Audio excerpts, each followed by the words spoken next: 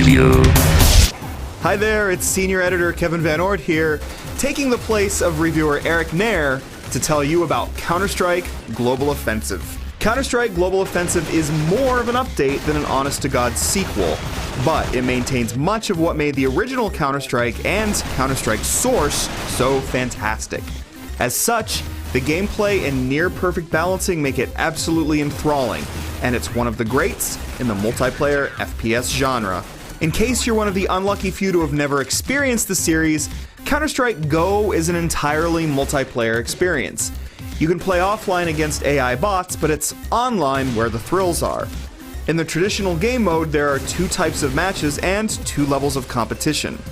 Ranked level is the original old-school style of Counter-Strike, with a skill-based ranking system used to balance teams and match players of equivalent skill. Casual level is for newer players and removes aspects like friendly fire and the need to purchase armor between rounds. Both of these levels feature several maps, some new and some old. Each map is tied to a game type. In defusal games, one team must plant a bomb at a critical site and defend it until it explodes. The other team must try to either prevent them from planting the bomb or defuse it before it goes off. The other game type, hostage rescue, turns the tables. Here, one team has taken a group of AI hostages which they must protect until time runs out. All the while, the other team must assault their location and free the hostages. The key element to these game modes is that there are multiple short rounds in a match. After each round, players purchase weapons, armor, grenades, and other equipment using money they earn for killing enemies, winning the round, or doing other important tasks. Winning teams will tend to have better equipment, while losing teams tend to be worse off. The disadvantage is never insurmountable, but it does give teams an incentive to work together. In serious matches, communication and planning are key, as players who die cannot respawn until after a round is over. Games are fast-paced without being impossible. Players generally die at least a few times, which gives them time to review their own mistakes and plan for the next round during the downtime. If you prefer no downtime, two new game modes should suit your fancy. Called Arms Race and Demolition, they both remove the classic purchasing mechanic and instead award players a new weapon instantaneously when they make a kill.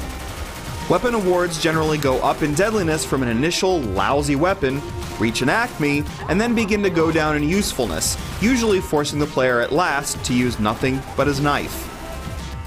Arms Race also removes the downtime of waiting after you die and plays a lot more like a traditional deathmatch game. Demolition sort of reverses this structure, instead challenging players to continue playing a more traditional Counter-Strike style game, but with their weapons getting worse and worse with each kill. Both of these new modes are tremendous fun, even though they are departures from the core formula. No matter which modes you choose to play Counter-Strike Global Offensive in, however, you'd better be playing with a keyboard and mouse.